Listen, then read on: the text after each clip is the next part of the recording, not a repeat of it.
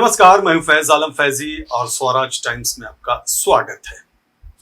अभी एक हृदय विदारक घटना घटी राजस्थान के उदयपुर में, जिसकी हर तरफ से मजम्मत की जा रही है, निंदा की जा रही है और जिसने यह आतंकी घटना को अंजाम दिया है उसको जल्द से जल्द फांसी पर चढ़ाए जाने की मांग भी की जा रही है। लेकिन इस बीच जब यह घटना घटी, जिसको लेकर के काफी हंगामा हो रहा है, तो मायावती की याद आने लगी। आखिर क्यों याद आने लगी, आप भी जानेंगे तो सुखद आश्चर्य होगा आपको। दरअसल 2007 से 2012 के बीच में मायावती की उत्तर प्रदेश में सरकार थी पूर्ण बहुमत के साथ, जिसको लेकर के लोग आज याद कर रहे हैं कि ऐसा कानून व्यवस्था होना चाहिए जिसमें इस तरह की घटनाएं नहीं घटे। आपको याद होगा कि जब मायावती उत्तर प्रदेश में पूर्ण बहुमत के साथ सत्ता में आई थी, तब कानून का राज था उत्तर प्रदेश में और जबरदस्त तरीके से कानून को इंप्लीमेंट किया जाता था और कोई भी इस तरह की घटना नहीं घटी जिसको लेकर के कोई भी ऐसा इल्जाम लगाया जाए मायावती सरकार पे, तब की मायावती सरकार पे, जिसको लेकर के आज चर्चा हो।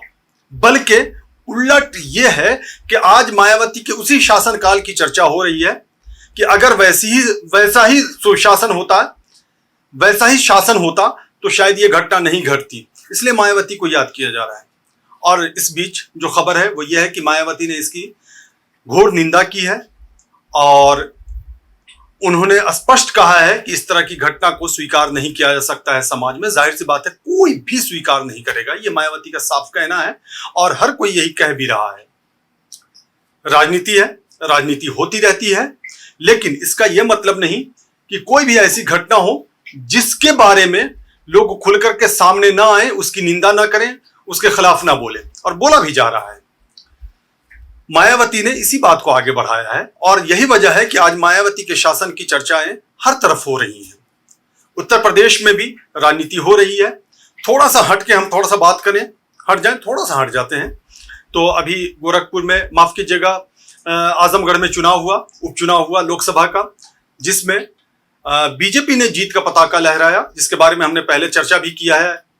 और रामपुर में भी जीत का पताका लहराया बीजेपी ने, इसकी भी चर्चा की है हमने।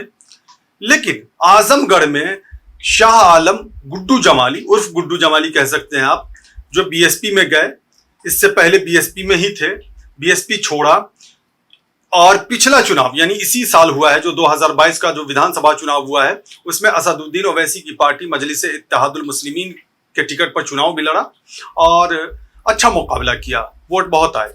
लेकिन इस उपचुनाव में जिस तरह से उन्होंने वोट प्राप्त किया, 2.5 लाख से ज्यादा, तकरीबन 2,66,000 के आसपास वोट प्राप्त किया, तो इसकी वजह से माना जा रहा है कि सपा को शिकस्त का सामना करना पड़ा और शाह आलम गुड्डू जमाली मीडिया के सामने आए और जमकर बरसे अखिलेश यादव पर, जमकर बरसे।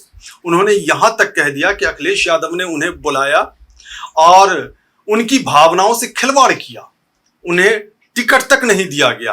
यानी कि जब वो बीएसपी से आए थे तो सपा में गए, सपा से टिकट चाह रहे थे, नहीं हुआ तो ऑल इंडिया मजलिस इत्तेहादुल मुस्लिमीन से खड़े हो गए।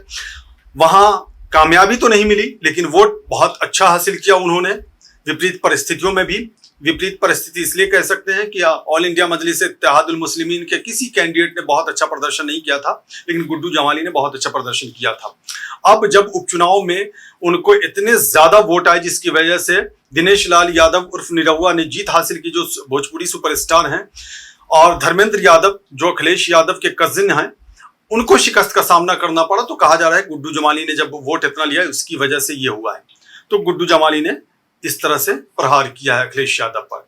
तो हमने थोड़ी सी चर्चा की राजस्थान की। राजस्थान में जो हिंसा हुई है उसकी घोर निंदा की जा रही है और जिसने भी इस घटना को अंजाम दिया है उसे गिरफ्तार भी कर लिया गया है। मायावती खुल करके सामने आई हैं, उन्होंने ट्वीट किया है और निंदा की है, सख्त कार्रवाई की मांग की है। और सबसे बड़ी बात यह है कि इस बीच में मायावती के शासनकाल को याद किया जाने लगा, जब 2007 से 12 के बीच में पूर्ण बहुमत के साथ सत्ता में मायावती उत्तर प्रदेश में थी। चूंकि तब पूरी तरह से सुशासन का राज था, यानी सुशासन था उत्तर प्रदेश में। और मायावती के उस शासन काल में बताया जा रहा है कि कानून व्यवस्था पूरी तरह से मुस्तैद हुआ करती थी।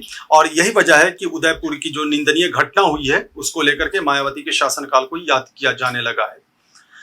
तो हर कोई अब ये मांग कर रहा है कि जिसने भी इस घटना को अंजाम दिया है उस पर सख्त कार्रवाई की जाए। चूंकि गिरफ्तारी हो चुकी है, जल्द से जल्द उसे सजा मिलनी चाहिए। मायावती ने इसी ओर इंगित किया है। और हमने जो आजमगढ़ का उपचुनाव हुआ उसका भी थोड़ा सा जिक्र किया है। हालांकि सियासी उठापटक तो हमेशा चलता ही रहता है। 2024 की भी तैयारी बीएसपी ने शुरू कर दी है, लेकिन इससे पहले वाली वीडियो में हमने जिक्र किया था कि पसीना बहाना पड़ेगा, जमीन पे आना पड़ेगा और जमीन पर आकर के अपनी कार्यकर्ताओं का हौसला बढ़ाना पड़ेगा और जो आपके वोटर्स हैं यानी बीएसपी के जो वोटर्स हैं उन्हें अपनी ओर आकर्षित करना पड़ेगा, वरना हवा हवाई करने से कुछ भी नहीं होने वाला है। इसके लिए मेहनत तो करनी ही पड़ेगी। जिस तरह से बीजेपी मेहनत करती है, डे वन से मेहनत करती है बीजेपी, इससे इनकार कभी नहीं किया जा सकता। भले आपको ये बात बुरी लगे लेकिन ये सच है और मैं हमेशा जिक्र करता हूं इस बात की और इस बात की चर्चा करता हूं कि बीजेपी हमेशा चुनावी मोड में रहती है और यही वजह है कि उसे सफलता भी मिलती है।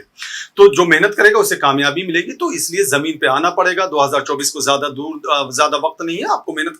हालांकि तमाम राजनीतिक पार्टियों की यह ख्वाहिश होती है कि वो चुनाव में आए, चुनाव जीते और सबको यह अधिकार है कि वो चुनावी मैदान में आकर के चुनाव लड़े और उसी अधिकार के तहत चुनाव में आकर के लोग चुनाव जीतते भी हैं। जीतते वही हैं जो मेहनत करते हैं, जो वोटर्स को अपनी ओर आकर्षित करते हैं। तो ये बहुत जरूरी है। सिर्फ ये कहना कि ये गड़बड़ हो गया, वो गड़बड़ हो गया, सिर्फ इससे काम नहीं चलेगा।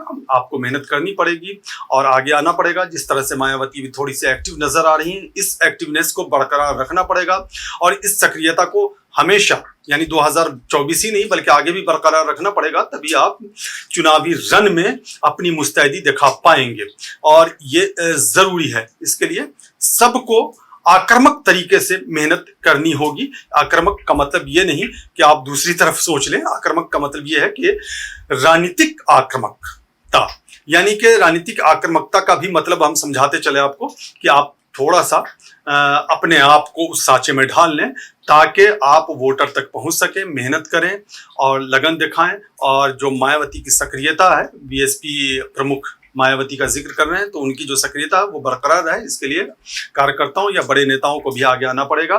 तो ये तमाम चीजें हैं। थोड़ा सा हमने मिक्सचर कर दिया, थोड़ा सा खिचड़ी बना दी हमने खबरों की, लेकिन ये जरूरी था चूंकि उदयपुर हाल की घटना है तो उसका भी जिक्र जरूरी था। और ये भी हमने जिक्र कर दिया उत्तर प्रदेश में, चूंकि अब चुनाव भी नजदीक ही आ रहे हैं। चूंकि 1.5-2 साल का वक्त बचा है तो ज्यादा वक्त है नहीं, तो मेहनत तो अभी से करनी पड़ेगी। चूंकि बीजेपी अभी से मेहनत कर रही है, दूसरी पार्टियों की तरफ से भी लगन दिखाया जा रहा है, तो बीएसपी को भी दिखाना पड़ेगा। जीतेगा वही, कामयाब वही होगा जो मेहनत करेगा। तो हमें दीजिए इजाजत। इस वीडियो में बस इतना ही। नमस्कार।